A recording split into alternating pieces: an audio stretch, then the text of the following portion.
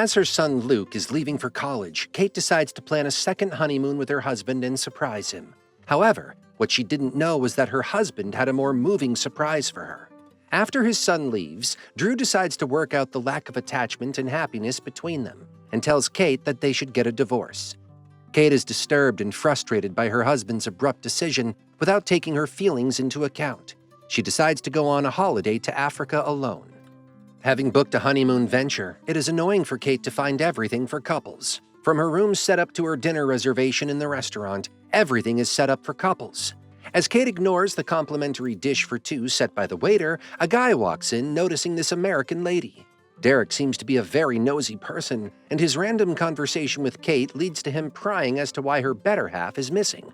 His nagging makes Kate lash out at how Drew divorced her while she was planning a trip for him, and it turns out Derek was only interested in whether she was finishing that dish alone or not. Derek sure knows how to get on a stranger's nerves. Kate hands him the dish with a sigh and leaves. The next day, Derek turns out to be the pilot accommodating Kate for her safari trip. During the plane ride, Kate is amazed by the wildlife in Africa, but Derek decides to make an abrupt stop. Seeing his seriousness, she decides to follow him despite of him telling her not to. There she sees Derek looking at a dead elephant with her infant lying nearby. Derek informs the patrol about the orphan and uses Kate's help to tranquilize it. Kate asks where the elephant will be taken, so Derek tells her they have a foundation where they help treat injured elephants and orphans before they can sustain independently in the wild. Kate suddenly realizes she's a vet and has a fondness for animals and leaves with the people who came to help. The lead, Jonathan, welcomes her warmly. Helping the elephant get a little treatment and rest, Kate is given the tent at the far end. However, she ends up going to the other end and entering the tent where Derek leaves. It turns out the plane thing is his job to pay for the plane. At night, Kate cannot help but look at the baby orphan's condition. However, she gets a jump scare when Derek appears there too. Kate is right, he seems to be everywhere. Derek is at the patrolling duty for the night. The next morning, Kate wakes up in the shed to find the orphan woken up. They bring some milk to feed him, making them realize that this baby is not only hungry, but has a huge appetite as well. Jonathan and Kate decide to name the baby elephant Manu, as it means the second son, and it feels so to Kate. In the next few days, Kate has successfully become Dr. Kate, an identity she let go of to be a wife and a mother. Working and living with such people and elephants has given her a fresh perspective on life, which makes her forget the count of days. Jonathan has to remind her that she's leaving the next day. As Kate is looking at her family photos, Derek decides to give her a tour of his version of Safari, a 2-star version. Derek takes her to a pond and sets up a little picnic for her. During the setting, they get to know he is a wildlife painter. Derek shares with her how when the orphans get older, they start mingling with the wildlife, and as time passes, they stop coming back. One such elephant is Chuma, who seems to be very close to leaving now. Kate shares how her son is left for college and then gets to know Derek's wife died 15 years ago, making them both realize how unpredictable life is, making you question everything at a point where you believe you have everything sorted. This being her last night, Kate decides to bake pizza for everyone. Afterward, Derek takes her to his tent to see the stars from his telescope. The sparks, being undeniable at this point, make them kiss each other. However, a girl, Leslie, appears in the tent as if it's her usual, showing clear distaste at what she just witnessed. Leslie is part of the foundation funding them and is interested in Derek. As Kate leaves for her tent, Derek follows her, making Kate call him out for being the person who fools around just because he doesn't want to accept he is lonely. The next day, Derek is waiting for her by the plane, but Jonathan comes with the news of Kate not leaving because she's fallen in love. The little excitement in Derek is broken by Jonathan as he says it's Manu, not him.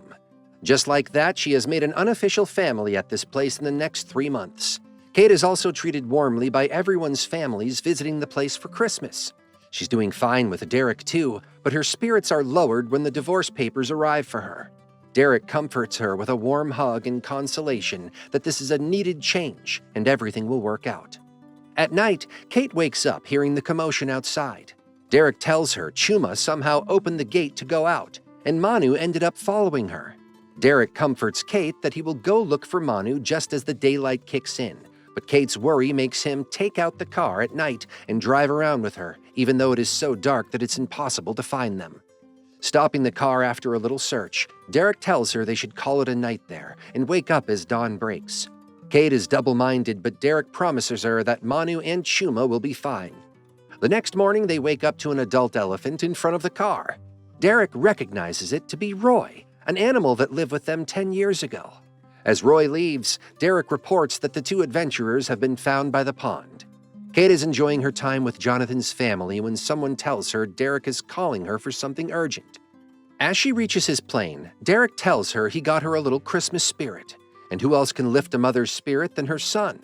Luke is very positive about her mother's venture and is happy to visit her. The Christmas dinner is a joyous occasion at the place. Kate and Luke are treated like family, making it a memorable experience for everyone. After the dinner, Luke tells Kate she can stay here if she wants to, since it is the first time he's seen her live for herself. Derek's painting when Kate visits. The two of them talk, and Kate finally accepts he isn't as bad as she judged him to be. After Kate leaves, Derek goes back to the painting he hid, a painting of Kate, of course.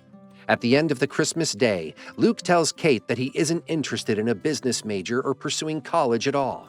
He gave it a try, but knows that he belongs to music rather than studying some usual degree. Kate wants him to reconsider, but he tells her he doesn't want to wait 20 or so years to fulfill his dreams like she had to. After dropping off Luke, Derek visits Kate's tent, only to find that she feels guilty about not being there when her son is going through this dilemma. Derek tells her not to beat herself up for it, and then notices how she is packing her bags. With a kiss that shows their longing and farewell for each other, Derek leaves for his tent. It is yet another night of Leslie casually standing in his tent looking at Kate's sketch. She shows her remorse towards Kate while Derek tells her they need to stop whatever it is they've been doing. But it's clear why he was accommodating Leslie up until now. She lacks self-respect to blackmail Derek to be with her, or she'll stop the funding coming for them. Previously, Derek didn't mind playing along, but now he has feelings for someone, so he doesn't let her win.